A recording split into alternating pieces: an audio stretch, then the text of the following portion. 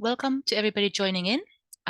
We are giving people a couple of minutes to sign in and the webinar world to bring us all together before we kick off. So just take your seat, have your cup of coffee next to you while listening in, and then we'll start in a couple of minutes, okay?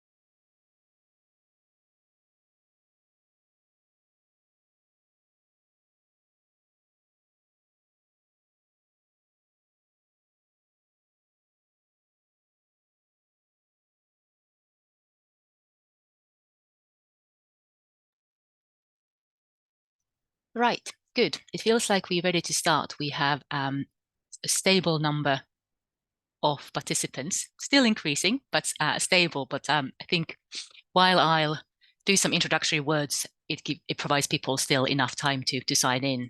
So with that, welcome to this third webinar of the Nature Positive Trade series. My name is Marianne Kettunen. I'm a senior policy expert and advisor at the Trade Hub project, and I'll be guiding the discussions today. As I'm sure we have some people in the audience that have not yet been taking part in this series before, let me just say a few words about the context before we start. So the Nature Positive series is a cooperation between a number of key international organizations and initiatives working in the intersection of nature and sustainable trade. So we have the Trade Development and the Environment Hub, Trade Hub for short, that is funded by the UK and led by the UNEP WCMC. That's the initiative that I'm part of. We also have the UN Environment Programme, UNEP. We have the World Trade Organization, WTO, and the Secretariat. We have the Convention of Biological Diversity, CBD Secretariat.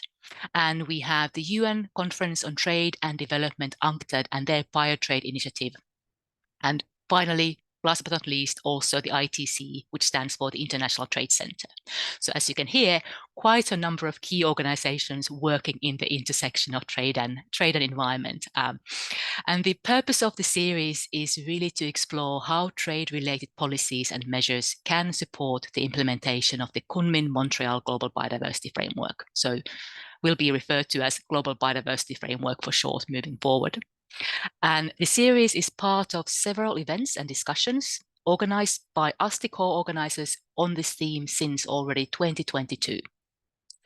And I've said this before, but I think it merits to be said again that this webinar series and also the other related events taking place earlier, they really are a sign of interest and commitment from the co-organizing organizations to support the discussions on how trade can better and further support sustainable use and conservation of biodiversity. So really, to me, it is a sign of commitment and interest to explore these issues moving forward in the context of the new biodiversity framework. In the series, we are taking a target by target approach, which means that each webinar series has been focusing on a couple of key targets of the Global Biodiversity Framework, looking at how the delivery of those targets can be supported by trade. We've so far been looking at sustainable agriculture, and we've also looked at sustainable use and conservation of marine resources, including sustainable fisheries. So for those looking this through the lens of Global Biodiversity Framework, this is a target 10 of the Global Biodiversity Framework we've been focusing on. And in this context, we've also, unsurprisingly, looked at the role of target 18, which is the target to reduce harmful subsidies, harmful incentives as well. So we've looked at these two targets in intersection in the past. And today, we will focus looking at targets number 7 and number 16, which are the targets on pollution and on consumption. And one of the areas that we will be focusing on is circular economy. and looking at how trade can be used to facilitate circular activities that can then also be supportive of biodiversity objectives. Another area of focus today will be trade in plastics. So looking at also the role that trade can play in preventing plastics pollution, which is one of the key targets of the Biodiversity Convention. To do all that, we have a fantastic panel with us today. We'll be hearing from several colleagues at the WTO Secretariat on where relevant discussions at the WTO are at the moment and where there might be windows of opportunity to bring biodiversity into the discussions even further. We'll also hear from several other colleagues who are with us today from ITC, FAO, UNCTAD, and Finnish Innovation Fund Sitra, all of whom are key experts on trade and biodiversity-related issues. And it's really interesting moment to host the webinar because we are just before the next week's events, which will be taking place both in trade and environment international discussions. So we will have the WTO Ministerial Conference, MC13, taking place next week. And also we will have the UN Environmental Assembly, UNEA 6, taking place next week. So I think on that note, big thanks to all the colleagues who are in the midst of supporting all of this, still taking time to be with us here today, this week. But we'll definitely be referring to these key developments, key events this week going forward today. We will have 2 hours allotted for the webinar. However, from our part, we should be ready with our expert discussions in the usual 1.5 hours. So we have really reserved the last part of this time slot to hear questions and reflections from the audience. So if the audience feels talkative or inquisitive today, we should have the time to do that. And if not, we'll just simply end a bit earlier, which I'm sure everybody will be as okay with as well. But please, audience, do use the QA box, share your thoughts in the chat, and we'll be picking those up when we move along. So really encouraging you to do that. We should have the time towards the end. But without any further ado, let's start the discussion, and let me first introduce you to my colleagues from the WTO Secretariat, who will start by setting the trade-related scene at the WTO. So with that, I'd like to invite Sandra Avero and Daniel Ramos to join me on the virtual stage. Sandra is the Economic Officer and Daniel is the Legal Officer at the Trade and Environment Division at the WTO.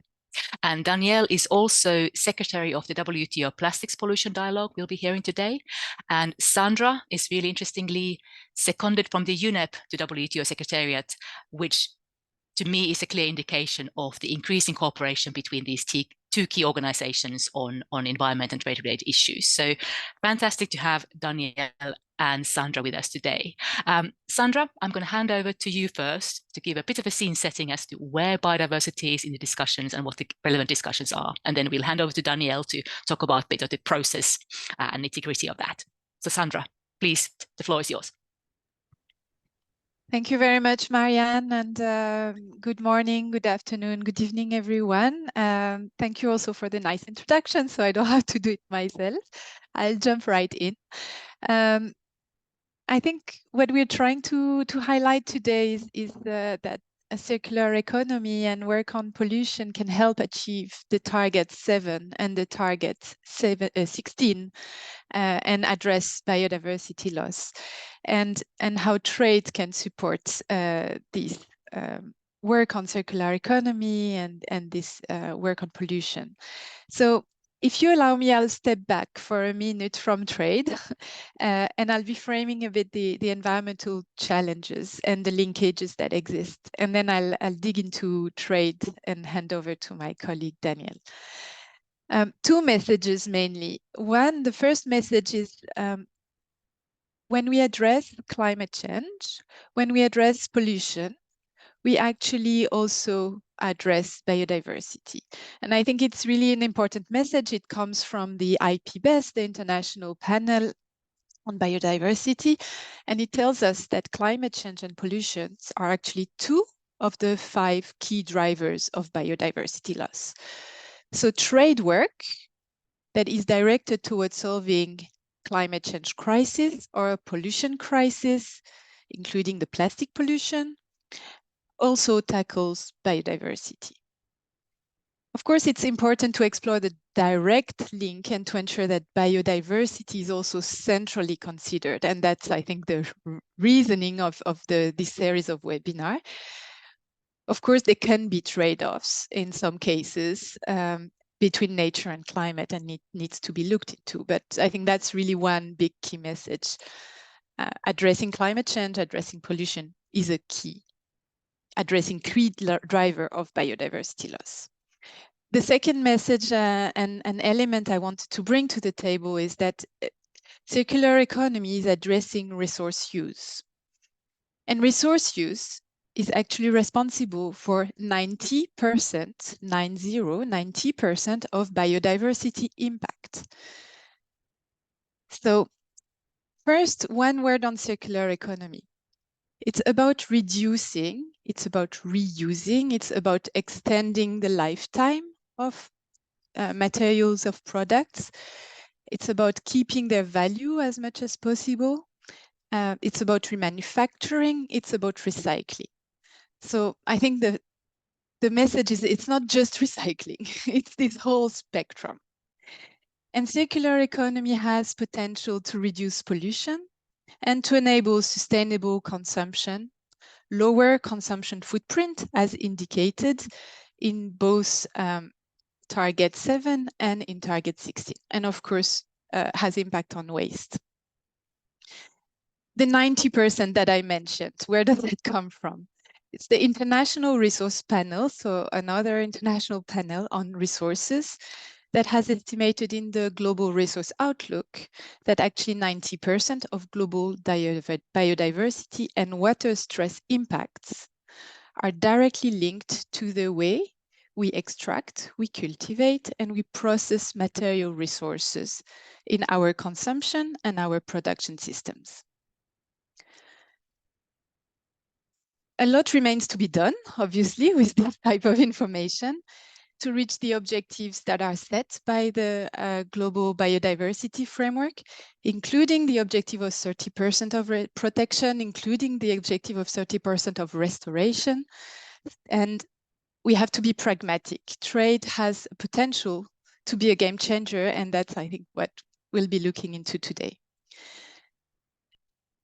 And I'll just add a couple of minutes to highlight how trade can be a central piece, because it's an enabler, because trade in a way sets the rules of the game. And I'll share two examples. The first one is the importance of standards and of setting ambitious environmental standards internationally, supporting the interoperability of standards, and together with the related disclosure requirements, which can be voluntary or mandatory. And these standards really need to cover the impact on biodiversity, including the conservation, the restoration objectives. Standards and related disclosure can cover the material content, for example. They can cover hazardous materials, hazardous chemicals, and they are directly supportive of target 7 and target 16. They can help facilitate the trade in resource efficient circular products and services. And they can also, that can be assessed through criteria as nature positive. And they also provide information potentially to consumer for taking informed decision. In the same vein, measures that enable safe trade of secondary material, supporting traceability, supporting transparency through international standards are supportive. And my second example relates to pollution and more specifically to plastic pollution. We could have trade measures to reduce unnecessary and harmful plastics. And we can think of import-export of pollutants, of chemicals that are present in products. The most existing example related to POPs or related to mercury, for example, or trade measures related to unnecessary single-use plastic. And I'm sure we'll hear more from Daniel and Daniela about this. We could have also trade preferences for promoting substitutes and non-plastic alternatives and services that are more environmentally friendly and at the same time removing the trade distorting and environmentally harmful subsidies. For example, the fossil fuel subsidies that WTO is also working on. So maybe the main message is this: watch also the environmental space that can guide, help, of course, the targets of the global biodiversity framework, the recently approved global framework on chemicals that, for example, on pesticides is calling for a phase out of harmful, highly hazardous pesticides, by 2035. So it's echoing the target 7 of the GBF. And the work on biodiversity on UNEA, of course, the INC, International Negotiating Committee on Plastics Pollution as well. But trade is already taking action, and I think we'll hear about these initiatives just now. Thank you very much. Fantastic. Thank you, Sandra. Very smoothly, swiftly. Danielle, over to you. Yeah, sure. And I mean, thank you for the invitation. And I think Sandra already laid the ground very well. In the next couple of minutes, maybe, or probably helpful for listeners that you understand what members, the WTO members are in these discussions. To recall, for those that are not very well acquainted with WTO discussions on biodiversity, in the past, there were intense discussions on very specific issues that are related to biodiversity conservation. Intellectual property rights, GMOs, invasive alien species. Sandra already mentioned negative and positive incentives, in our language, subsidies. So in the past, and when I first joined 10 years ago, that was the crux of the discussions. But honestly, and being honest among friends here, things didn't advance that much. There was not as much on issues that are of interest of this talk today on consumption and production or biopositive trade. But this has changed in the last few years. And I do, again, profiting from being here for 10 years already, I can say the moment is different. One concrete realization of that is that, as Marianne said, next week we have our 13th Ministerial Conference. In the previous one, the 12th Ministerial Conference in 2022, all WTO members, all 164, recognize the role of trade and the WTO in addressing the global environmental challenges, which they named, including biodiversity. So that's the first recognition. Then, of course, in more general terms, environment and how trade and trade policies can help achieve environmental objectives has been a growing issue of interest for members. We see that in our Committee on Trade and Environment, which is the multilateral house where these discussions are held. There has been an effort to reinforce this deliberative function and try to find what we usually call triple win in the solutions, good for environment, good for development, good for trade. And an indication of that is that we are now going to have thematic sessions. We already had one, which are just moments where members use to focus on specific topics. We had one on energy, on the sustainable or just transition, but there is a list of interests of other thematic sessions, and we'll have 2 this year. The topics haven't been decided yet, but I was very glad to see that at least a couple of bio-related or biodiversity-related topics were proposed, including biotrade. So watch that space. In the multilateral side, members are getting more interested. And finally, also in the plurilateral side, so where there is not necessarily agreement among 164 members, but in a lesser group or smaller grouping, members have started having discussions on focus issues on trade and environment in 3 different groups. Fossil fuel subsidies reform, a grouping of 48 members, and of course that has direct impacts for biodiversity.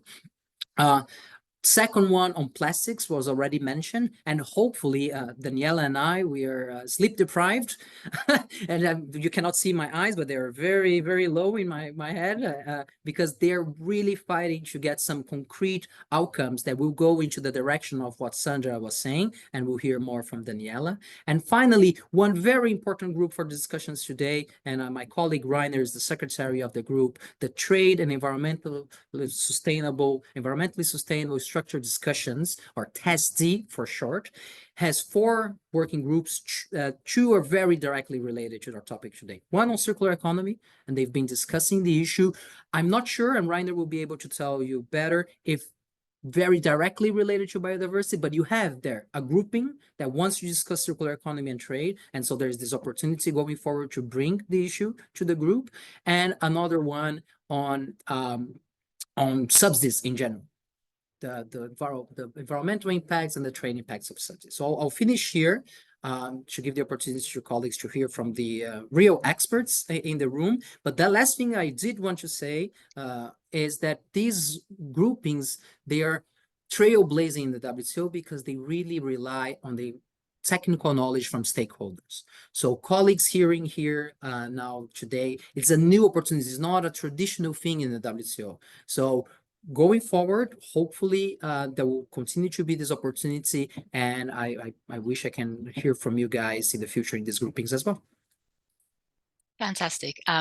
Thank you so much, Sandra. Thank you so much, Danielle. That was perfect. Basically, the message is there are interlinkages. There are many. They might be not immediately having the biodiversity in the name of it, but that doesn't mean that these initiatives will not be supporting directly the delivery of the global biodiversity framework. Because if we address plastics pollution, if we address climate change, we will be in the right ballpark of delivering biodiversity objectives as well. And then many practical opportunities or concrete opportunities among all of the members of the WTO, but also interested members going at the same time, providing windows of opportunities for discussion that we have here. So that's the takeaway message, and really grateful for you two to have laid that out so clearly. With that, we will move on and we will tackle the plastics first. So with that, I'd love to invite Daniela Garcia to talk with us today about the plastics in the context of the WTO. So Daniela is the Deputy Permanent Representative at the Permanent Mission of Ecuador to the WTO. And she is also the co-coordinator of the Dialogue on Plastics Pollution and Environmentally Sustainable Plastics Trade. And I think it's DPP for short, right? Because it is a bit of a mouthful. So Daniela should really be well placed to tell us what is happening when it comes to the plastics pollution and supporting sustainable plastics trade discussion at WTO. So welcome, Daniela. First question to you is, what is the state of progress at the plastics discussions? Where did the year 2023 leave us? And what are we hoping for the 2024 and perhaps also including MC13? So quick recap on that. Thank you, Marianne, and thank you for inviting us. Ecuador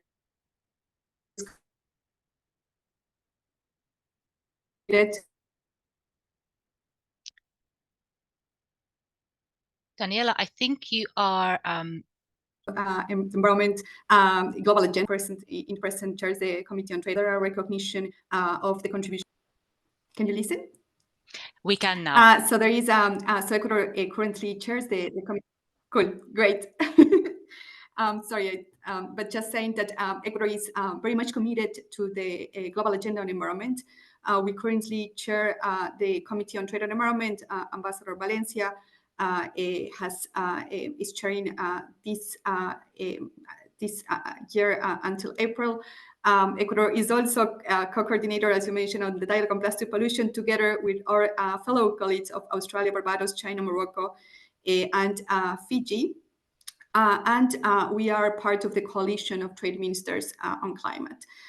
Just to mention, on these 3 areas, Ecuador has a fight for inclusion of biodiversity. So you could see in the area of Ecuador has been a proponent also in terms of including biodiversity biotrade, bioeconomy, the links with trade in terms of the committee, and also in the dialogue on plastic pollution, together with 78 members now. So in 2021, just to give a context in terms of the connection of biodiversity, in 2021 we had our ministerial statement, even though our work started in 2019, and Daniel explained the importance of the plastic pollution work in the WTO very well. He's our secretary, and he has been the center for us in terms of bringing institutionality, but also keeping the history of what has been done, and with great expertise. So this started in 2019, and as an exploratory job. In 2021, we had the first statement, and it was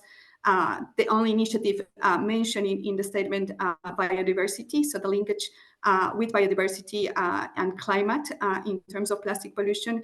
And now we have an outcome of long consultations and long work during 2023, looking forward to a ministerial statement to be launched in MC13. And this ministerial statement does have the recognition of the interlinkages, but also the recognition of and the importance of sustainable production and consumption, linking that to what you mentioned, Marianne, a very important SDG. But also broadly, there are also other SDGs linking.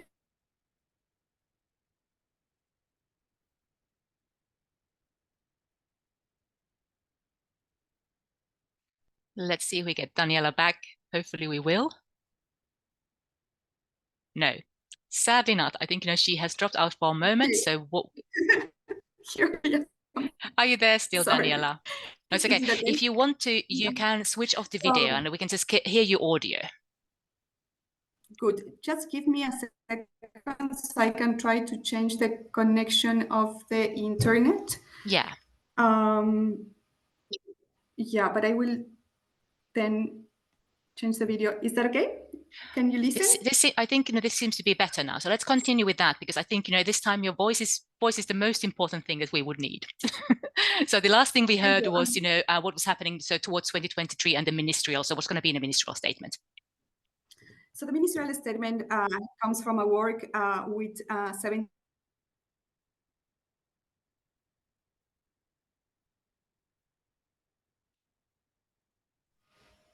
Okay. I think that... Here you go. Sorry, I changed the connection, so I think it's fine now. Fantastic. Okay, let's try again. I'm very embarrassed. This will be recorded, and we'll have all these technical issues, but it happens. It always happens. It happens. And we're still among friends, so let's it's not going to be. It's not a Hollywood film. So let's go. Thank you. 78 members. Now we have 2 new members that have joined, and also it does bring as a main part of the work in plastics the recognition and of the triple global environmental challenges of biodiversity loss, pollution, and climate change, and related natural disasters. But also there is a recognition of the interlinkage and the mutually reinforces these issues are. There is also recognition that they are driven largely by unsustainable patterns of consumption and production and disposal, and the related economic and health costs. This is unprecedented in the WTO. And I really thank the work of the 78 members in getting to this. In terms of, we have 3 areas of work, and we're looking forward to have a work program that actually encapsulates the needs and the priorities of all of our members. And this can be an area where we can work in terms of how we can link both pollution and biodiversity loss, because and I think Tim will explain this better. We have had this conversation also in terms of the impact. So I will let that to the rest of the panel, but certainly there is a recognition to work beyond. In terms of when we talk about reduction of production, including unnecessary single-use plastics, for example, and harmful products, it's very important to take into consideration not only the economic and environmental aspects, but also the social ones, including health. So that's a recognition that is also in the statement. And when I'm saying this is because, for example, our statement goes into the objective address, to fight plastic pollution, rather to go into a conversation about circular economy, where with a material that is not circular at all. So that's something that is very much into the understanding on how specific actions can help to, from the trade area, can help to contribute specific areas when we talk about these issues. So I won't explain, I won't go deep into that. There is a lot of things to work with in the statement, and certainly looking forward to work with all of you in terms of this very important area for the members, including developing countries that are small vulnerable economies, small island developing states, but also landlocked countries and LDCs, very important mention also in the statement that we have. Thank you, Thanks, Daniela. Marianne. Thanks. If I may, follow up on that. So fantastic. We will and should be having a statement, come next week, which gives a good basis for future work with, as you said yourself, some unprecedented wording or recognition, which is wonderful. Perhaps then moving from there, how would you then see the work of the DPP, so the plastics discussions moving forward, and how could we maybe make those more explicitly supportive of the biodiversity intersection as well? So any thoughts you might be having on that more concretely, if you do? There's we will continue our work for sure. I mean, in terms of the understandings that we have with all the membership, but there are 3 areas that are very much linked to biodiversity. Yep. I mean, transparency is cross-cutting. So when we talk about non-plastic substitutes that are safe and environmentally sound, understanding, for example, what does it mean with regard to when we talk about identification and transparency, but what do they mean, for example, for developing countries' opportunities. Yeah. When we talk about reduction of harmful and unnecessary plastics, there's a link to biodiversity as well when we talk about design, for example, of products that are not harmful for fauna and flora. So that's the other, there are different areas. So talking about the reduction part, that is very precious also in the statement, talking about the promotion, talking about the transparency part and technical assistance and capacity building. There's also a link to what we can do. There is a part of international cooperation, so there is a space also to work with specific stakeholders, including international organizations and secretariats in that regard, bringing expertise. As you well mentioned, that's the way we're working also and advancing in joint collaboration. Of course, respecting the mandates that each organization has. We have done a great work with UNCTAD. So UNCTAD has been a long-term supporter in terms of also bioeconomy and understanding the impact in oceans, but also what can come from the sustainable use of resources from the blue economy, for example. That's something that we have heard from members. And lastly, when we talk about, for example, promotion beyond the non-plastic substitutes and plastic alternatives that are safe and environmentally sound, taking into consideration design, for example,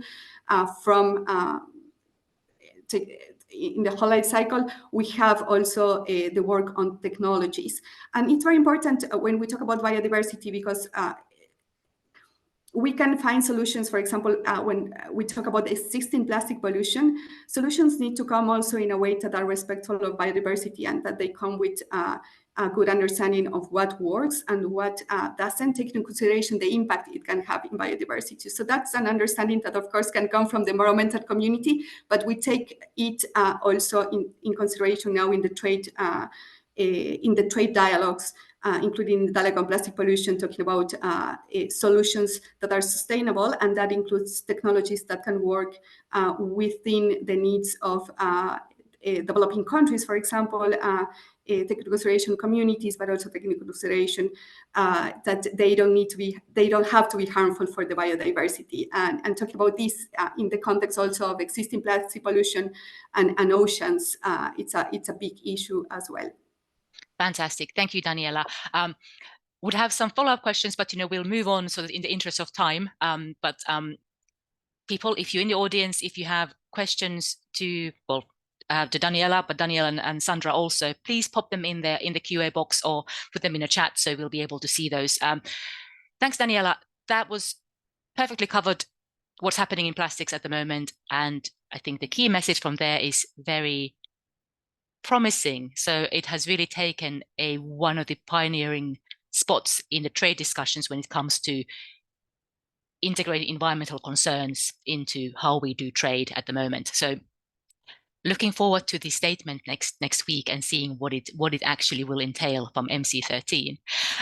We leave the plastics, or kind of put the plastic slightly aside, never leaving them, and we move on to looking at the circular economy and discussions of circular economy in the trade context at WTO. So for that, I'd like to bring in first Rainer Lanz. He is the policy analyst at the WTO Trade Environment Division, so colleague of Daniela's and Sandra's, and he is also the secretary of the TESD Working Group on Circular Economy. So Rainer, welcome. And the first question to you is, how does the work under the TESD relate to global biodiversity framework in general? So what interlinkages we have there? Daniel already pointed to some directions, but we can now explore those more further with you. Thank you, Marianne, and thank you for having me and colleagues. So let me start by providing some background, a bit more on TESD for those who might not be that familiar with it. So it's an environmental initiative which currently has 76 co-sponsors, but it's open to all members to participate. And the objective of this initiative is really to identify actions that members could take to make trade more sustainable. And Daniel already mentioned that a key feature of this initiative is that it involves stakeholders who bring the technical expertise. So the work in TESD is carried out in 4 working groups on trade-related climate measures, environmental goods and services, circular economy, and subsidies. And also TESD will present its results of work over the last 2 years at the ministerial conference next week. So there will be a press briefing next Tuesday, and it will be webcasted. So for those interested, please listen in. And basically, let's say over the last 2 years, the outcomes that will be presented really reflect the strong analytical and technical work that has been carried out, but it also the outcomes, they identify policy options and good practices that members could pursue with regard to trade and environmental sustainability. So on biodiversity and TESD, the work in TESD, it's clearly relevant for biodiversity, even so there have not been that many explicit discussions, let's put it this way, on biodiversity in the context of TESD, but linkages have been made. And let me provide you some view on how the work links to biodiversity and also then to circularity. So the working group on subsidies covers also the agricultural subsidies. In that working group, members they discuss what are the environmental effects and the trade impacts of subsidies, and they share their experiences and their considerations regarding subsidy design. And in these discussions, of course, the issue about when discussing environmental effects, members have emphasized that it's important to not only look at greenhouse gas emissions as environmental effects, but also other environmental objectives, challenges such as biodiversity. And similarly, members have also mentioned the issue of biodiversity as one part of the environmental considerations when it comes to subsidy design. In the other working group, you have the other working group, which is environmental goods and services. That working group takes an objective-based approach, which means that the members discuss how can trade, environmental goods and services contribute to achieve environmental objectives. The focus over the last year has been on climate change mitigation and adaptation as an objective, and on the sector of renewable energy. So in that sense, there is scope basically that going forward, there could be more focus on biodiversity, for instance, an environmental objective. But you have already seen issues linked to biodiversity come up. For instance, at the last meeting in November, members discussed the sector of biofuels, which is very much linked, of course, to the bioeconomy and also biodiversity. And the members, they have mentioned the issue about land use linked to biofuels, and also about the sustainability of production of biofuels by using agricultural residues or waste compared to dedicated crops. This was not the focus of the discussion, but it has come up. So as one example. And then lastly, mostly linked to the webinar today is the work of the circular economy in TEST-E. In this working group, members, they looked at what are the trade aspects along the entire life cycle of products. So from product design until then to recycling and even waste management, waste disposal. And the members have taken a sector-specific approach in these discussions, focusing on renewable energy again, on electronics, batteries, and also textiles. So this was the sector scope. And the members, they carried out a mapping of these trade aspects. And as part of this mapping, they have shared their experiences in terms of circular economy initiatives and also legislation. And for instance, there, like a few members, for instance, Canada, they shared like an initiative they had about reducing food waste. Costa Rica, they shared their national strategy regarding the bioeconomy. And also the European Union shared their legislation regarding sustainable product design, and also their different initiatives relating to waste reduction. So lots of experience sharing there. At the same time, we also, the working group also carried out a mapping of measures linked to the circular economy that are notified to the WTO. And here, for instance, we identified 520 measures in notifications that have been made to the WTO since around 2009. And if you look at these measures, the large majority of these measures, they relate to the downstream stage of the life cycle. So it's a lot about recycling, but also about waste management and hazardous substances. There are also some measures which relate to reuse and repair, and also some measures related to substitutes. And these type of measures that are notified to the WTO, they typically take the form of technical regulations, which are most frequent, and also support measures, which can be subsidies. There are also measures notified to the WTO, which are more like border measures, which are often used in the context of waste management.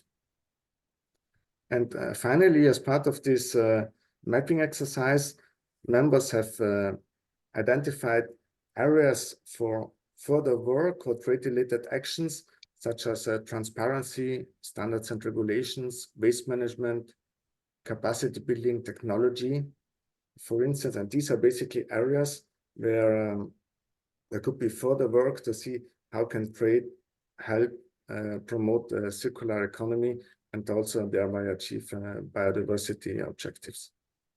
Thank you. Fantastic, Rainer. So what I'm hearing from you is perhaps, to recap for the listeners not so familiar how TEST-E or these structured discussions work, it is really a lot about finding common ground, finding best practice, mapping what's out there, and, building consensus on top of that. And by the sound of it, there's a very decent progress being made in the different working groups, including the circular one, to really understand that, which then hopefully bodes well for something slightly more concrete, perhaps in terms of voluntary guidance or cooperation or something moving forward. I think that's what we'll be looking at. So there's scope in there. And I think also one interesting thing that I heard from you was that in the circular economy group, it is not only about the waste and recycling, which Sandra was saying at the very start, it's the whole life cycle that members are looking at, which is important to also acknowledge and understand. So those were kind of what I picked up from you. But as you said yourself, biodiversity is kind of in there. It's in there in the form of bioeconomy elements, or it's in the form of there, with the subsidies when it's outside the circularity. So moving forward, very briefly, what could you see as perhaps, if not, you can't always say, where members will take it, but, what you could maybe see that where things could go, windows of opportunities for biodiversity to emerge more to the discussions, more center stage. So maybe like your top two or top three ones very briefly, what we could keep an eye on moving forward. Thank you, Marianne. I think in one area, is clearly environmental goods and services, I would say. So members, they're interested to also discuss other, when members will move on also to focus on other environmental objectives. So future focus will be on climate change adaptation, so which then also links, for instance, to sustainable agriculture and possibly biodiversity. And also the members have, a number of members are interested to discuss issues relating to bioeconomy, bioproducts. So I think in the working group on environmental goods and services, you have a good scope to have a greater focus on, or greater linkages to biodiversity. And then, of course, in the working group on circular economy as well, members still have to identify what are areas they would like to focus on, and also in terms of sectors. It could be further work on the textile sector, for instance, and in which areas they would like to focus their work, whether it's standards and regulations or product design. So I think there are also opportunities, and there's also a scope, I think, for stakeholders to somehow influence these discussions in TEST, either by actively participating, but also at home to engage with their constituencies, the government, like nationally, to somehow have members somehow guide the discussions in TEST in a certain direction, or highlight more the linkages to biodiversity. Yeah. And thank you, Rainer. And indeed, dear listeners, that is often the key message we can provide as well, for colleagues stakeholders working at the national context, is that through ideas to your countries and your country representatives working on trade, from the bottom up towards the international discussions, there is now opportunities, there's fora where this can be held, but it kind of needs to come from the members. That is definitely something that we should be keeping in mind and working towards as well. And we will be providing some ideas on that in slightly later stage of today's discussion, because we'll be talking about circular bioeconomy. So, as an idea of, circular sectors, bioeconomy is a key sector for many, many countries. So, how can circularity help to make those sectors more sustainable, also for the benefit of biodiversity? So we're moving towards that. But with that, Rainer, I thank you greatly for these insights and a recap as to what is happening. So we'll move on. So please stay online, and if do you have questions or reflections towards Rainer on what he's just outlined, please use the QA box or use the chat. And as I've seen that in the QA box, we have a congratulations and also a bit of a question vis-a-vis the plastic. So just to highlight that to Daniela, and also Daniela has kindly shared with us the commitments, envisaged actions moving forward next week. So thanks, Daniela, for that. If you want to answer the QA question already, feel free to do so. We can also hopefully pick it up towards the end of the webinar today to talk about it more publicly here. But with that interlude, we're going to continue talking about circular economy, but we're going to bring in expert Tim Forslund from the Finnish Innovation Fund Sitra. And Tim is a specialist on nature and the economy, etc. To me, Tim is also just more specifically expert on biodiversity and circular economy and the impacts that circularity can have on biodiversity if implemented, when implemented. So great to have Tim with us here today. And the first question to Tim is, how does shifting to the circular economy support biodiversity? And which kind of sectoral shift would bring the most benefits, and how can trade and trade measures help here? So circularity, which sectors particularly benefit to biodiversity, and where's the role in trade of all that? So Tim, based on your impressive body of work together with Citra, love to hear your thoughts. Well, thanks a lot to the for the introduction, Marianne.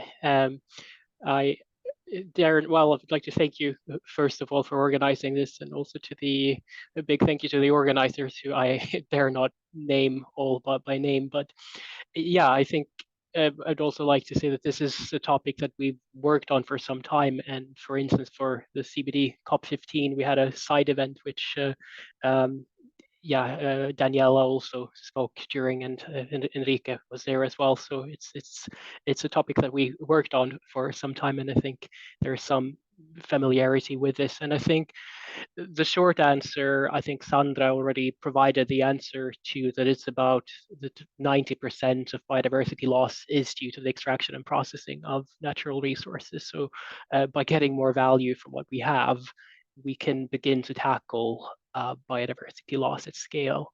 And I think you also hinted at this, Marianne, when you mentioned the circular bioeconomy, that this really a powerful tool to really deal with where some of the biggest impacts on biodiversity loss are taking place. So I think that's the short answer, but allow me to give a slightly longer answer as well, since this is something that we have worked on at Citra for some time. And Citra is the Finnish Innovation Fund, and we're a combination of a public fund and a think to connect tank. So we're a think tank, yes, but we also do a lot of experiments and pilots and events in Finland with businesses. So for instance, we were the second to publish, to pilot the science-based targets for nature, in which we also looked at the role circular economy can play in meeting those targets in the SBTN framework. And we did or I didn't, but Citra worked on the world's first national circular economy roadmap back in 2016, and the World Circular Economy Forum, which is taking place in Brussels in 2 months' time, is also something that was started by Citra. But then our work has gradually expanded to include nature and biodiversity as well.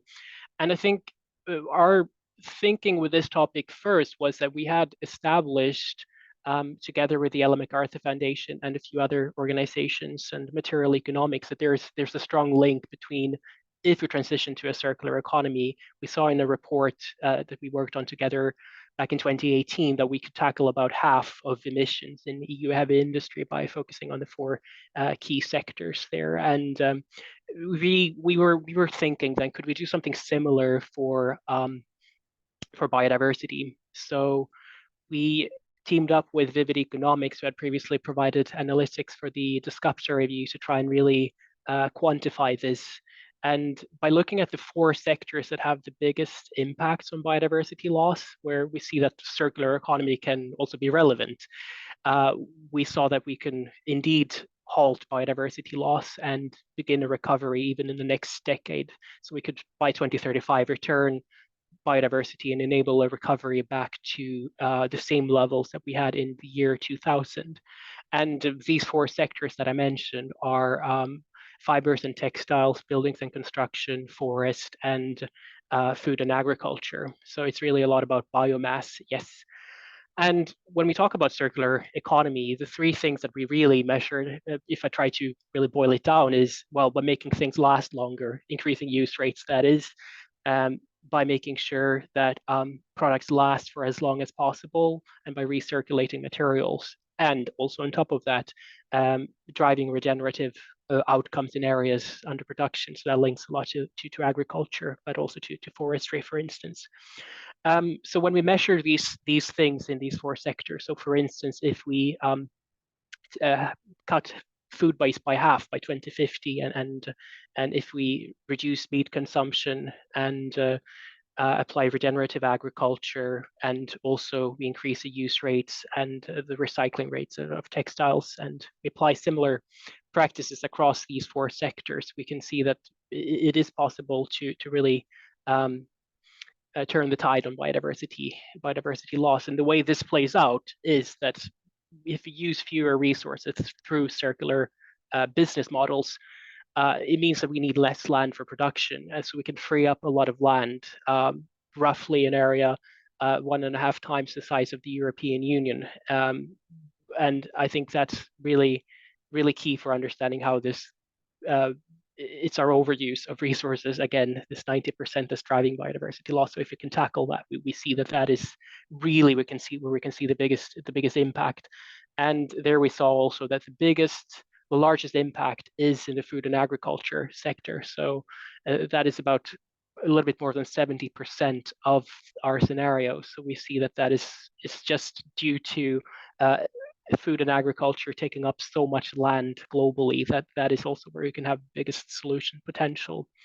And I think Sandra also mentioned, linked a little bit to this climate linkage. So that's also, well, some positive news that I would also emphasize, that that's also where we see a lot of the measures that we had in our scenario would also help to tackle climate change. So I think we can really talk about double wins, and also in the UNEP lingo, how we can tackle the triple crisis of pollution, biodiversity loss, and climate change. I think that's really a no-brainer, that the circular solutions can have quite many benefits. And now also, I think, from a resilience and security of supply chain. So for instance, yes, plastics is a really important area, but also I think with the nutrients and, for instance, eutrophication in the oceans, if we shift to more regenerative agriculture, and if we reduce the pressure on agricultural land, we can also reduce the nutrient flows into water bodies as well. So,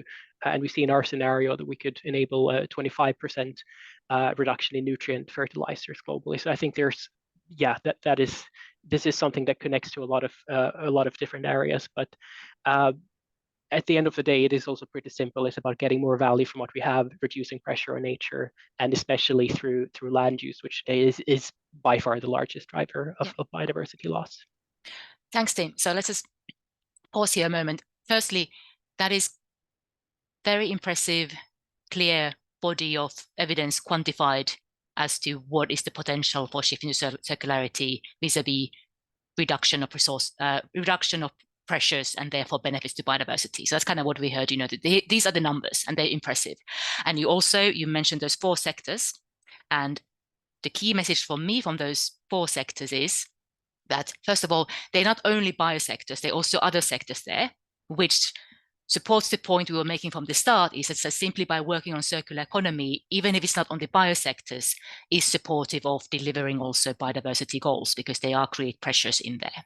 But also, as you said, the biosectors play a key role here. So hence we are also talking about the biosectors here and circular bioeconomy later, because it's really key to shift those biosectors linked to biodiversity into more circularity and support that. So this is kind of, my recap of what you're saying, and also the evidence you were providing.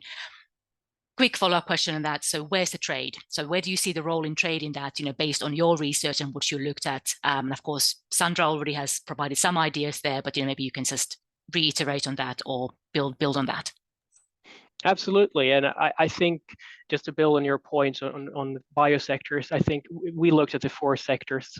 That's a snapshot of today, and there, for instance, mining is not one of those 4 sectors, but that's also a kind of static look at it. We know that mining is going to grow exponentially, so from that follows that we will have more impacts on nature from mining in the years to come. So I think we need further analysis to look at more of the drivers behind biodiversity loss, and also what will happen in the future. But from a trade perspective, I would like to emphasize 3 things. So I think biomass, again, is one thing that we have worked on a fair bit, so I'm qualified to speak to that point.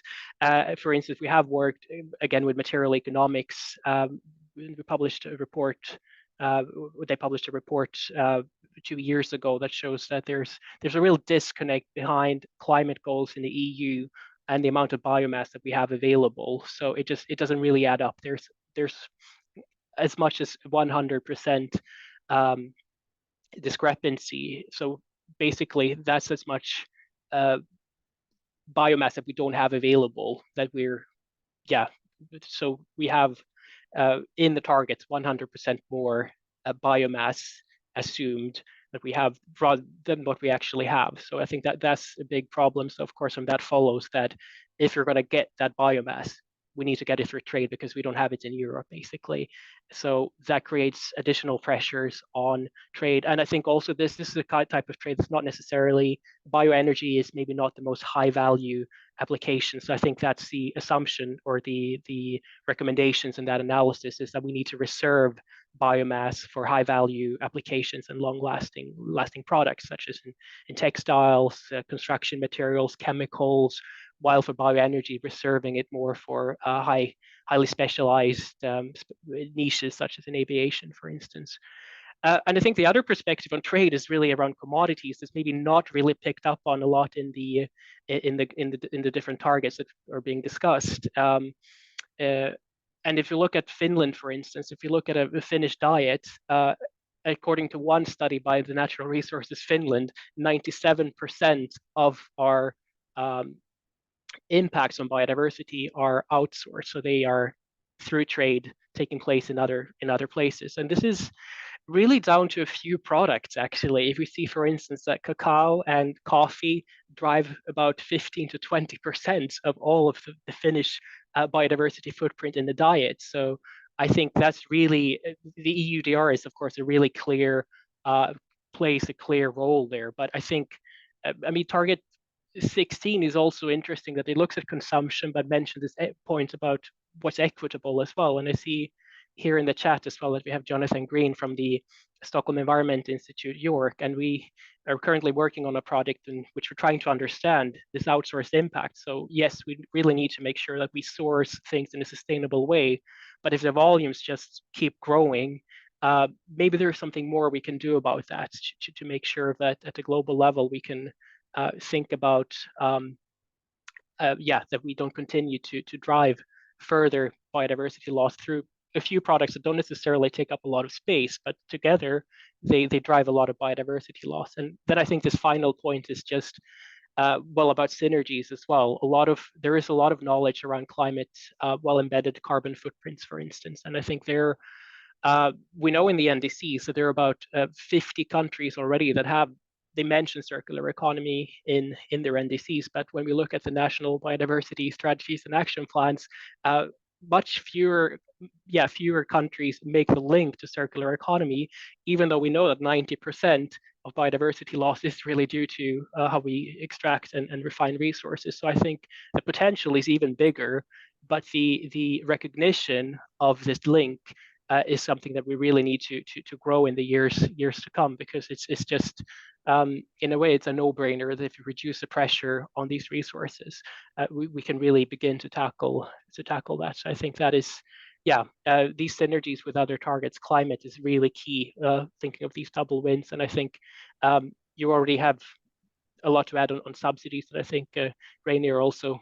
mentioned that there's a lot that can be linked to there. So I'll stop there. Thanks, Tim.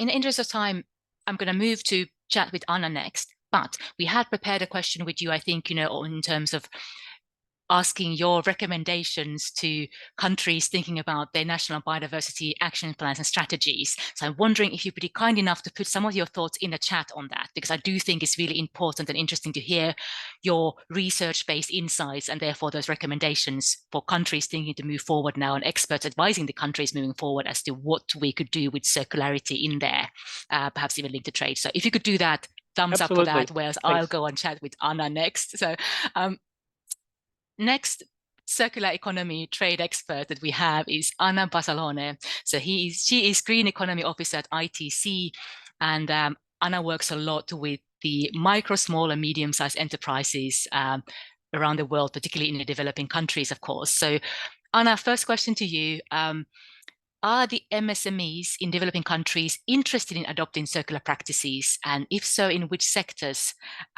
Including perhaps also bioeconomy. And this question really comes from the idea of circularity, hopefully bringing opportunities to the developing world, and doing that in a way that is sustainable and fair and beneficial, and also benefiting biodiversity in the countries of production. So is there interest, and if so, how is it working? Thank you, Marianne. And first of all, thank you for having me in this webinar. It's my pleasure to be here and share a bit about the perspective of MSMEs in developing countries. And I think the short answer is yes, they are, and they are doing it. And there are several great examples of how they are implementing circularity in their business. It can be either from having a business model that is fully circular, so having in your DNA a circularity mission, or companies that are actually adopting practices that can be called circular, and they can be linked either to resource efficiency, so reducing the consumption of inputs, or extending the lifespan of products through upgrades, repairing, and that's the reuse of the 3 Rs, and that's mainly the companies in services sector. You also find companies pretty much using byproducts or materials are their main inputs, so they're recycling it, and that's the third R, the recycled from the 3 Rs. So there are several ways they are doing it, and this is driven by various reasons. It can be that there is a clear business case of doing so. So it's an opportunity also for cost saving. Yeah, so because you use less, you reduce your consumption. So you see clear savings in terms of financial, but also resource inputs, and of course your environmental footprint. It can be mission driven. Especially for entrepreneurs, startups, social enterprises, because also some are combining, tackling not only environmental challenges, but also social challenges, so combining this vision. And it can also be driven by compliance, either from local regulations, buyers' requirements, voluntary sustainabilities, and so on. And by doing so, they definitely contribute to reduce, to eliminate waste, pollution, circulate products, materials, and that also has an impact on nature, as the previous panelists, they have mentioned already. And I think it's important not to overlook the role of MSMEs. They do offer a very large untapped potential for the transition to a circular economy. We cannot forget that MSMEs, they account for 2/3 of jobs globally. They are key drivers of economic growth. They serve as pillars of communities' economies. They create jobs, indirect jobs, direct jobs, often for low income and marginalized communities, including informal sectors and economies. And these are also play a key role in the circular economy. And while, like, from the work we have been doing in ITC, we do encounter SMEs that they are aware of the need of a transition connected to the low carbon transition. They're willing to do, but they encounter several obstacles, and they can be related to lack of information, skills, technology, finance, enabling ecosystems at the local level, at the government level. And I actually brought some examples of MSMEs that we have worked with. Some in different ways that we work with them. Some they're already very well established circular models, business models they have in their DNA. And some we have supported them to identify some circular measures to adopt in their businesses. And I'll start with one from Egypt. It's called Cup Mena. That's an agri-tech and waste management startup. And what they do, they built a waste collection system to collect spent coffee ground. And that's mainly the byproduct of the coffee you drink when you go to your favorite coffee shop. And they use it to cultivate mushrooms. So using this spent coffee ground to cultivate mushrooms as the primary soil. That's a very cost-effective solution that clearly reduces CO2 emissions. And it's run by young entrepreneurs. So then you also have a very interesting social component. And they're really focusing on expanding this initiative in the MENA region. A second example that I think is also quite interesting, and previous speakers mentioned also about textiles and apparel as being one of the key sectors of priority. It's a company from South Africa called Sari for Change. And sari from the Indian traditional garment saris. And what they do, they upcycle Indian saris into new clothing, into new garments. So 100% of their base material comes from this recycled sari. And they also have a social component to their business. They run incubation hubs where they teach women to produce garments and also how to monetize the skills and also become self-sustaining. And my last example, and then I think I'll conclude with this initial comment, is a company that they do not have the circularity in their DNA, but they identified practices as a response to challenges that they encountered. And here we go to Uganda, where you do have a lot of coffee processing. One company that we worked with, they started composting the waste coffee pulp. And that's quite a common practice in the coffee world, but it was not for them. So by doing so, transforming it into organic fertilizer, they also created an additional business opportunity. And later on, they actually trained the community on how also to compost this coffee pulp. So I think these examples that I brought, they exemplify like you will have different levels of maturity of companies with different drivers to implement circularity, but they do exemplify that it's happening, there is an interest, and we also need to showcase these interesting and nice examples coming from developing countries. Fantastic. Thank you, Anna. So recapping this very important, interesting intervention, great potential of the MSMEs to do this in practice. So taking, the potential that Tim has outlined earlier, what can happen if we shift to circularity, how it can happen on the ground, these change agents, and then interesting examples as to, how it can be already concretely happening, what's happening. And of course, the trade link here is that, if we then get supportive trade that can allow those examples that you highlighted to grow, like, for example, to grow from Egypt to the whole region, that's the role of trade that we're looking at, to amplify the role of these businesses moving forward. Very briefly, in the interest of time, Anna, I asked you about, and you already alluded to the barriers. So very quickly, the key barriers and how we could address them, and perhaps, through the trade-related means to help these MSMEs to grow. Yeah. So key barriers. So I came up with some, but just before going to them, and that will be very brief, I promise, I just want to share some findings of a survey we did with over 5,000 SMEs in Francophone countries that was done by ITC. They were asking them like, what are the implications of climate change to your business? And I just want to share a few stats because I think it helps us to understand the barriers.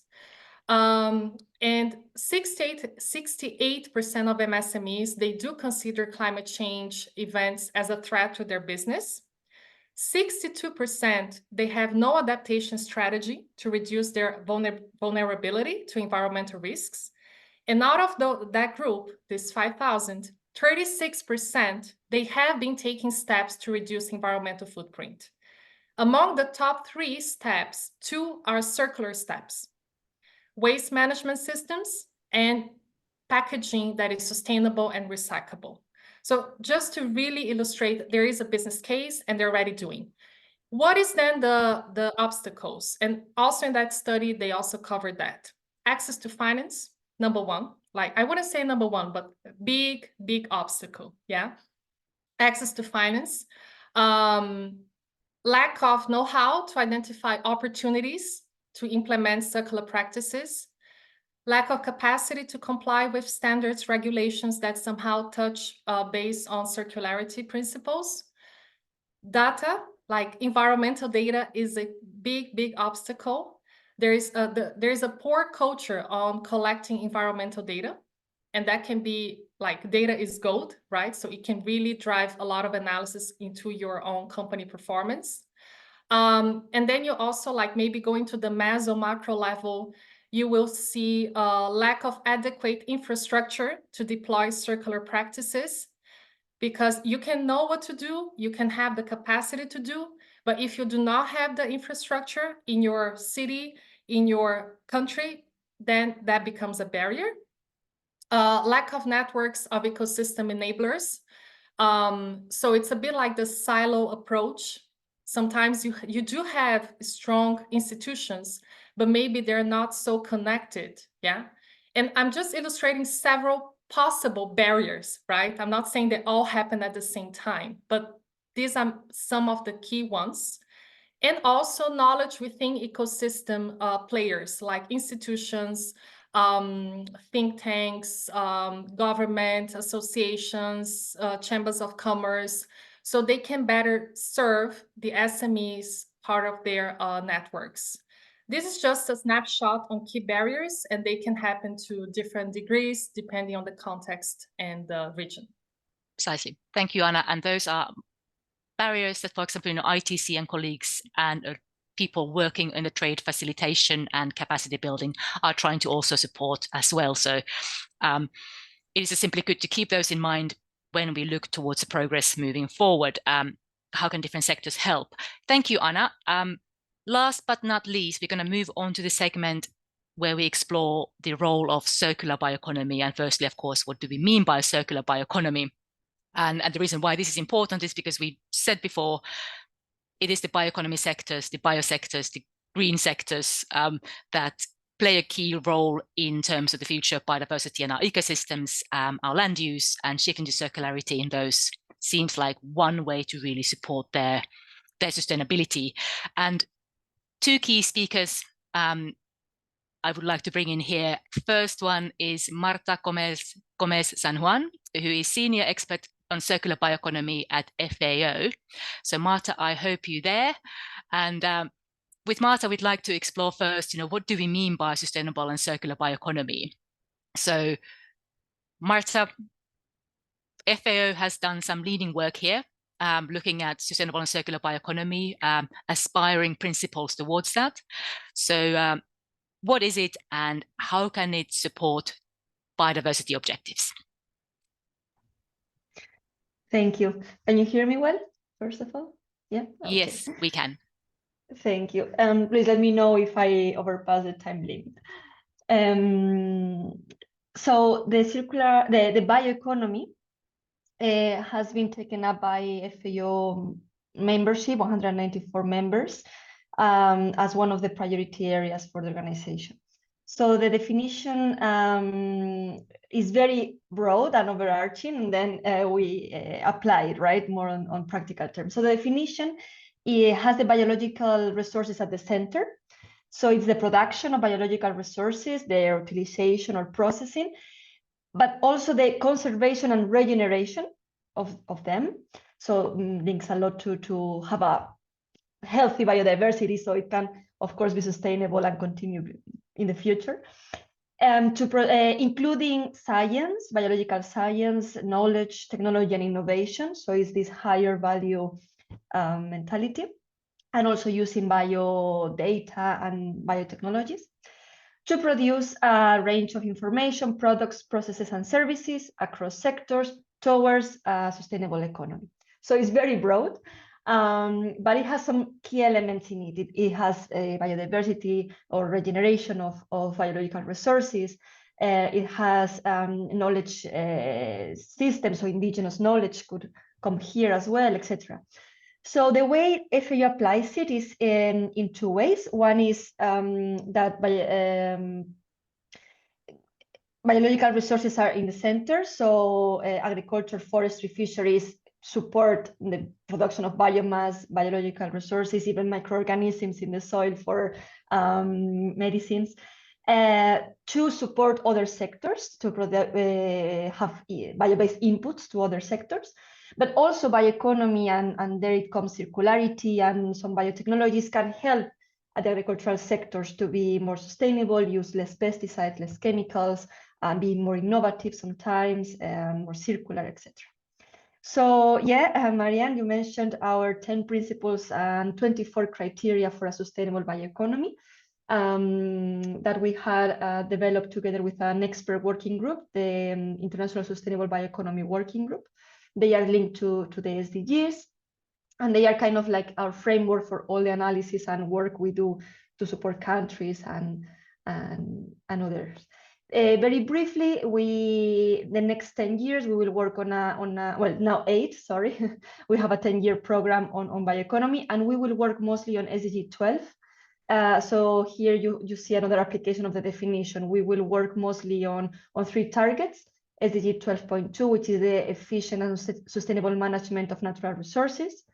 And then 12.2, which is the prevention of pollution and chemicals and all this. So it links a lot to target 7. And then 12.5, which is the waste valorization, waste prevention, circularity, which is a lot related to target 16. Thanks, Marta.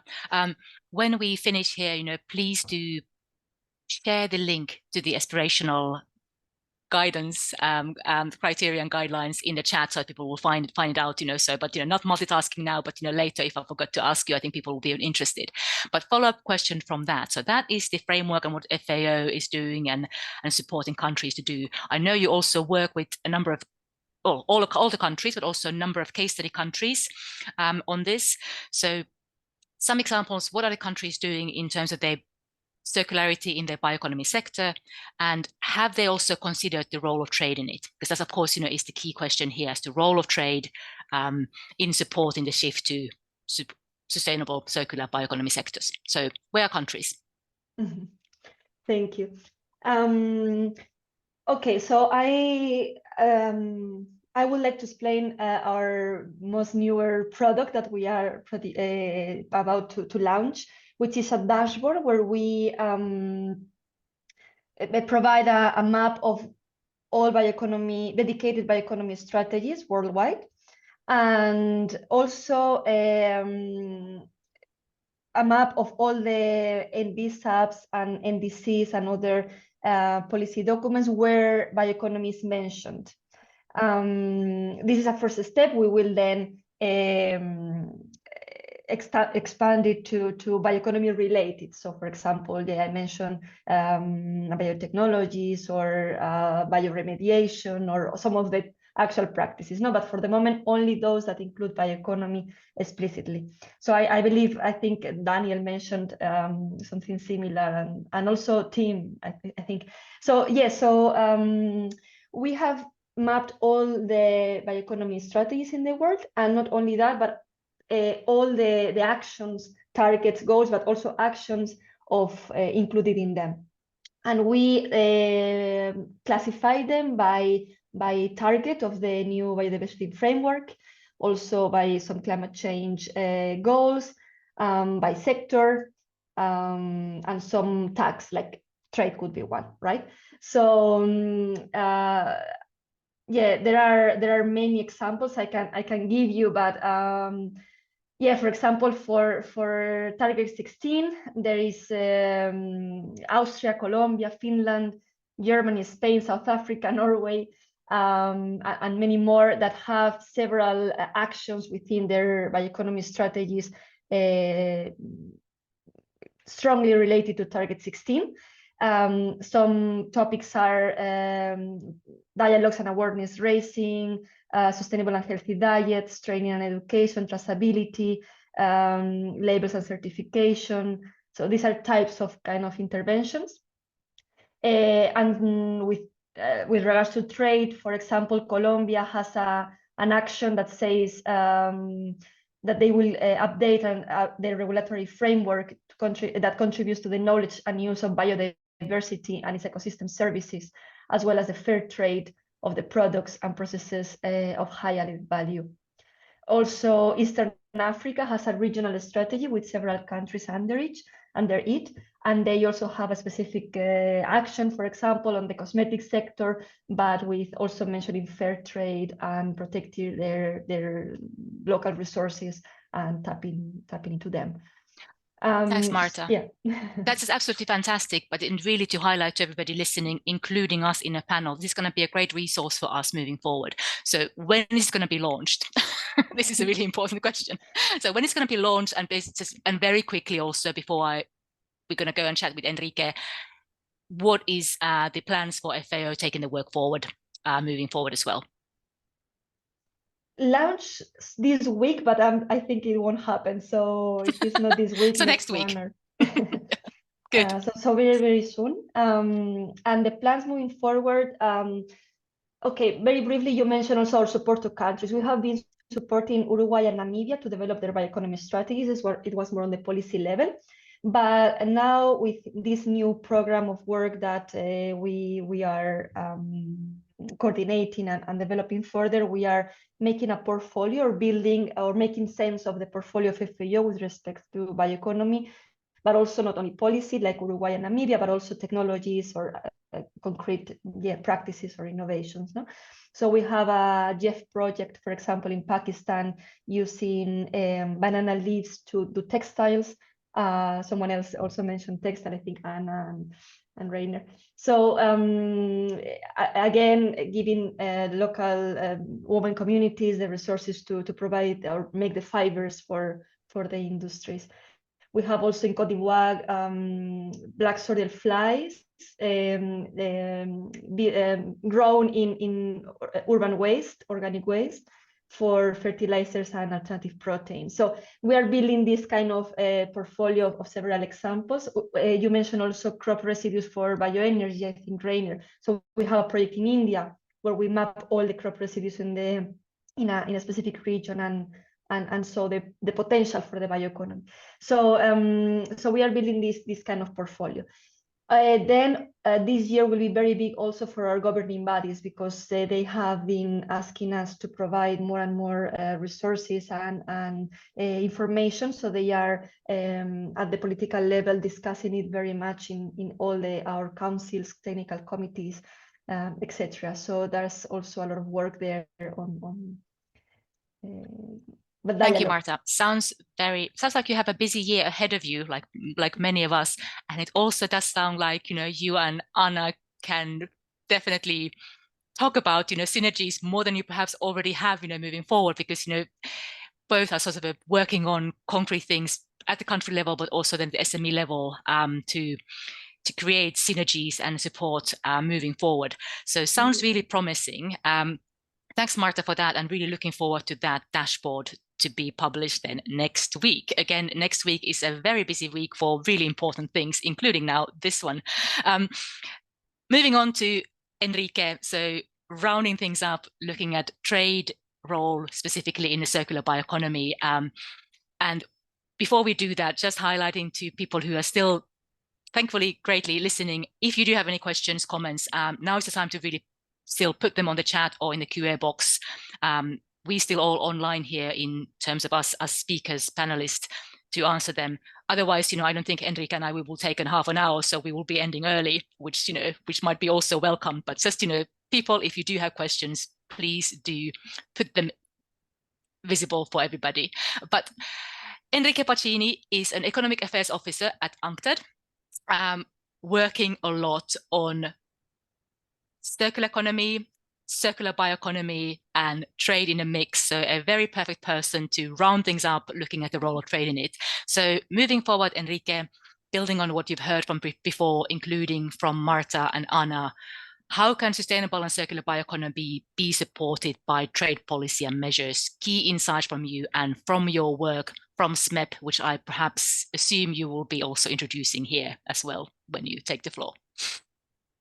Thank you, Marianne. You're putting a lot on my shoulders. And thank you, colleagues, for preceding me. And I think you raised a lot of interesting points, especially on the SMEs, on the role of residual materials, some area that we're working on, and the food systems that team raised as a critical point in the circular bioeconomy. So getting straight to that, now put trade in the mix. I understand the key point of circular bioeconomy is land use, and to an extent food systems. So everything that affects land or that demands land has an impact on biodiversity. And another critical point is pollution. If we do things wrong, if manufacturing is polluting sites and products are traded around the world, we are reducing the capacity of biodiversity to provide their services and to take space also in the planet. And it takes a toll on the economy immediately or later on. So, I mean, any kind of sustainable innovation happens, I think, when you have something that has a little value transformed into something that has a high value, it can be a good or commodity. This happened with oil, like it should be a mud on the ground, and about this major product in the world, virus. types of biomass as well, like sugarcane bagasse, rice residues, jutes. Those things had very low value. They were basically waste or burnt or left in the environment. And eventually they were transformed into very valuable bioeconomy products, right? The same with biofuels. And if we find new ways to meet our nutrition, materials, fiber, feed needs, energy needs with new materials that do not increase pressure on land use and pressure on or further release of pollutants, that helps to take the stress of biodiversity systems and even to regenerate them. So trade can help this with having a fair tariff treatment at the border, for example, with products that have a better or more sustainable biodiversity footprint vis-a-vis their equivalent products playing similar functions, but that have a lower or a worse footprint. So far, there's not a lot of alignment between tariff regimens and environmental considerations. Second is to have inside countries a better balance between trade-related environmental measures, between again shifting alternatives, such as practical example, plastics and natural materials that can play the role of plastics, sustainable plastic substitutes. And finally, a very practical insight that I've seen in many of our technical assistance projects is to have a trade facilitation mechanism for an easier, faster, or lower cost access to, especially to machinery that is needed to deploy and upscale projects. For example, to transform something that has little value, an agricultural residue, into something that has a high value. For example, mud or a product made from that.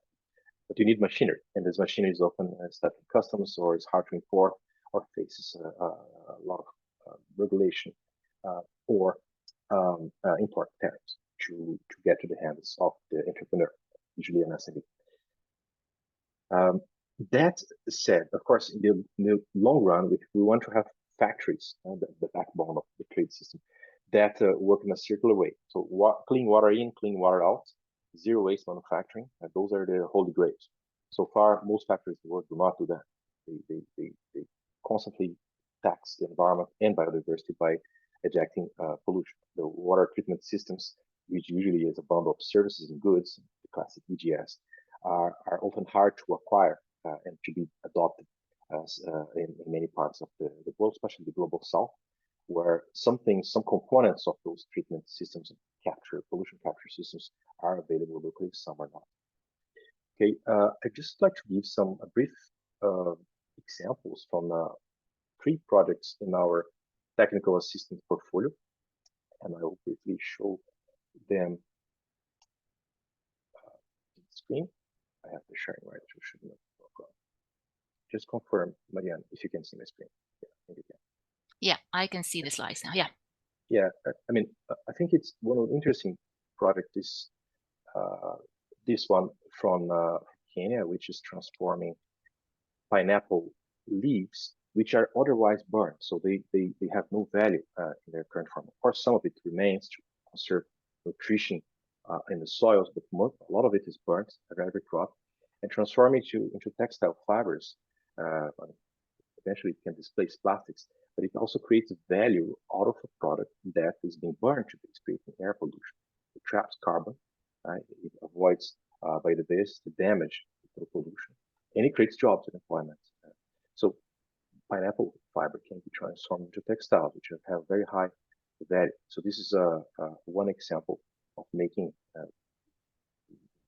deriving value in a way that doesn't affect the biodiversity. A second one, which I believe Tim already mentioned, is to extend the life of second-hand used garments, or to have things that are more durable. We are working with the Waste Aid UK and the Ugandan Kenya Tailors Association to improve the market of second-hand clothes, which is very large across East Africa, to extend the lifespan of those clothes in the market by transforming them and avoiding a single or just a few uses, but also to make different types of garments in a more organized and at scale manner through working with various partners in the country. Eventually, and this can also be also digitalization of this market and easier access and eventually behavior change. But having a longer life of products in the market, the textiles are especially affecting biodiversity, especially due to both the synthetic part, the use of plastics on it, but also the use of cotton. Cotton is a very land-intensive product. This can be very transformative for biodiversity systems. We also have a project in Bangladesh working on reforming the sector of used lead-acid batteries. While we talk a lot about critical minerals and e-mobility and electric mobility, there is a large part of the populations in the country which depend on low-tech solutions, such as lead-acid batteries, to run rickshaws, and they recycle them domestically. So this type of technology and this type of circularity, let me put it like that, can be very damaging to human health, of course, and that is toxic, but also to the environment, as recycling of lead-acid batteries is done in open pits, which contaminate the soils and the agricultural sites, and it's very hard to remediate afterwards. Where is trade involved in this? A lot of countries want to develop domestic industries by having high import tariffs, for example, for certified batteries, but and they even can add export taxes on some products like lead. And by doing so, with the intent of helping to promote the domestic industry, jobs, all legitimate goals, it might end up also stimulating informal recycling of those dangerous products. So we are working to reform our business models through financing for operators of rickshaws, for them to access better quality batteries than the short-lived ones that are informally recycled, and avoid the practice of open pit smelting, which contaminates the environment and leaves a bad consequence for biodiversity. And finally, the interesting case, and I've heard the term regenerative agriculture or circularity before. I think also in King's presentation. The sector of seaweed farming usually generates a net positive gain for biodiversity. So when you have seaweed farms, you have more fish, you have more species in the waters. We have a project assisting seaweed farming through biodegradable gear. So usually the downside of growing seaweed is that you have to use normally plastic ropes, right, to create structures for the weed to grow. But with all the discussions about lost fish, lost gear, fishing gear, plastics in oceans, we don't want to continue with conventional plastics there. So we're trying to use through a project we have with it's called Catch Green, biodegradable gear that is used also to promote this industry. And this industry has a lot of positive biodiversity components and also gender components. Most of the workforce is female. This is in the coast of London. And seaweed doesn't take land, and it doesn't compete with other crops. It's a frontier product, which I believe will be much more used in the future for packaging purposes, for food purposes, and fiber especially. I'll stop here. Hope this gives some food for thought to all those present. Thanks, Enrique. It's always really nice to continue ending with really concrete examples, as we've done now, with Anna, with Marta, and now with you, even some photos, pictures, which is great. Also, one thing that I picked up from your intervention was that the role of trade in supporting the shift to circularity, it is about supporting the product that is circularly produced in a way, but it's equally also supporting trade in anything that facilitates the circularity shift to happen. You mentioned machinery. I think it's also about services and all that. So just something that we don't perhaps think of as to the role of trade in these two different lenses as such. With that, our questions to you, my questions to you, have come to an end. So starting to round up, but there's one question from the audience, which is about plastics. And of course, that is not surprising, because plastics is a very interesting and key topic being discussed. So there's a question about where we are with plastics and replacing plastics, and what are the current most promising substitutes, perhaps. And I know that there's people in the audience who might be able to reflect on this from the perspective of the countries, what they've heard, and also from the perspective of their own work. So before we close, handing over to the panelists to perhaps provide some insight to this particular point. So I don't even want to call anybody, because I know a number of people could actually respond to this. So please, could you open your mic, step in, or put your hand up if you'd want to just reflect on this particular one. Is there anybody before I call? I know Enrique, you worked on plastic substitutes, so you could be possibly reflecting on this. But I think maybe also so could Daniela from the country's perspective, or indeed Danielle from the WTO. But Enrique, maybe we start with you, since you were the last one, if you can. Yeah, the big thing, please, colleagues, member states and WTO, ours comment. I find that on this point of biodiversity, and there are lessons that need to be in our minds from biofuel days and bioenergy days, that just doing something bio doesn't mean it's great, right? It can also be exhausting natural resources. It can be competing with other things. So when it comes to materials, the issue of plastic substitutes, it's very important that we really help, and I think that touches with what ITC colleague mentioned, entrepreneurs who can tap on abundant local resources or underutilized local resources to come up with a variety of solutions. There's no material, let's say paper, that replaces plastics all over the world in a better way. Sometimes paper is more polluting than plastics because it takes a lot of land, water, bleach, and so on in the upstream. So there are materials that are very promising locally, and it's for us to enable the entrepreneurs to identify those and be able to scale up their production in a way that really we move to something more positive than the plastics economy now. Thanks, Enrique. So sustainability aspects, and increasing the variety to enable for local solutions for sustainability or national solutions for sustainability, right? I think that's what you're reflecting on. Anybody else on this point? I'm not twisting your arm, but I know you might have some insight you want to share. So just really wanting to give you the opportunity. But if I don't see any microphones, Danielle, hand up, please. Over to you. No, maybe very quickly. I think what Enrique said is perfectly reflected also in the discussions in the dialogue.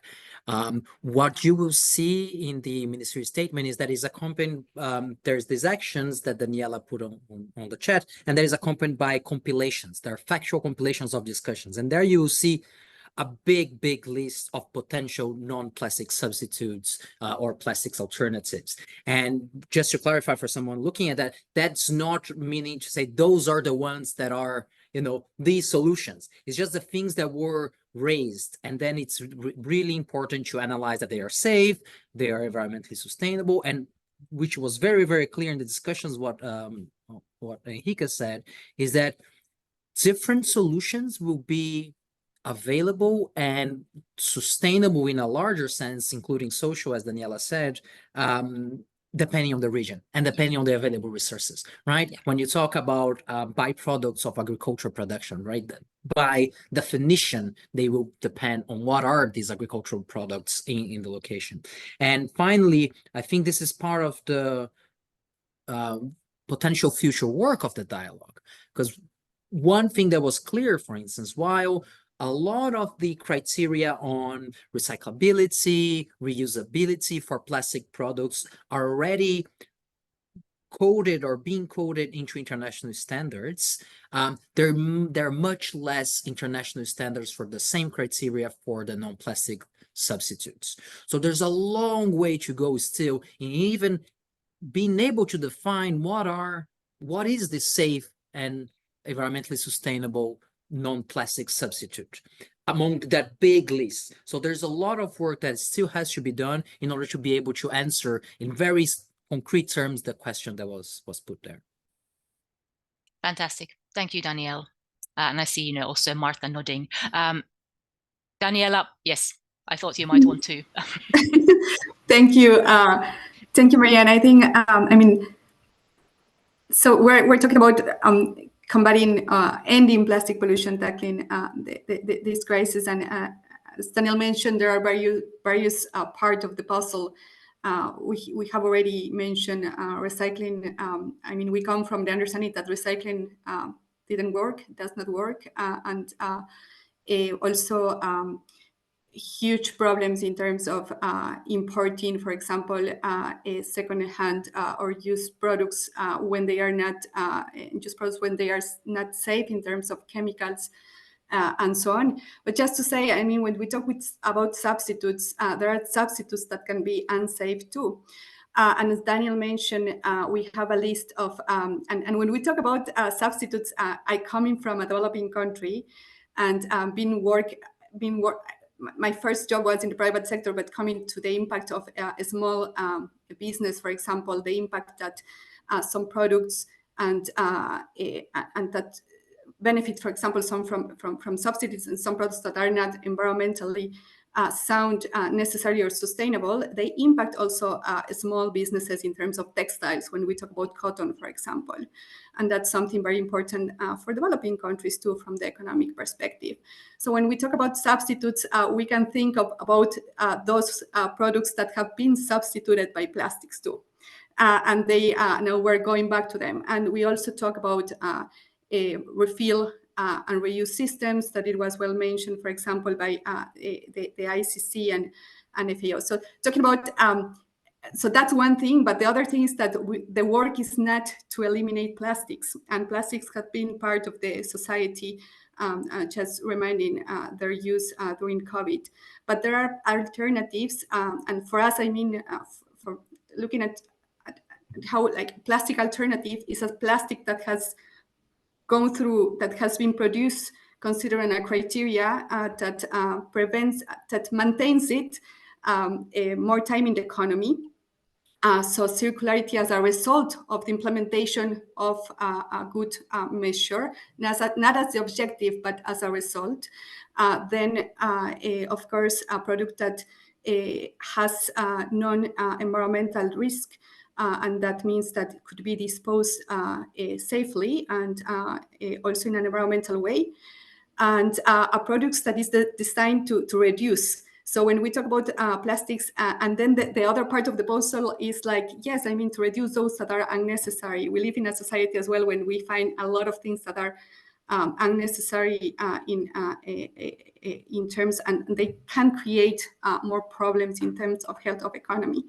But there are different parts of the puzzle, and then you have also plastics that are important for food safety, but certainly plastics that impact food security when we talk about the quality and this, I mean, the food that it's in contact with the packaging. So there are many labels of that, but certainly not a work to replace plastics or all plastics.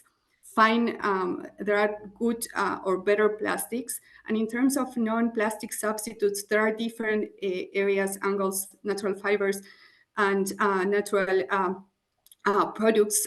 Sometimes we think about substitutes like this big thing that will replace plastic. And if we look at dialogue, those are the ones coming from small, medium enterprises, for example. Bamboo is another example, but they need to also go through, of course, sustainability. They need to be, I mean, the intent is the same criteria applies when we talk about them, right? And then there is another conversation also in the dialogue of plastic in terms of transparency, the constituents or the chemicals. And that's a very important conversation when we talk about plastics and the transparency that we need to have with the products that we are buying in terms of consumers, and of course the cost of health related to that. But I will stop there, just saying not eliminating plastics, finding good, but there are like unnecessary, harmful, and other things to consider. Thanks, Daniela, and well noted. But it's a long word. Is in is not there for nothing, you know. So what kind of plastics we are trying to address, and you know, there's a place for the others, but also trying to prolong the circle.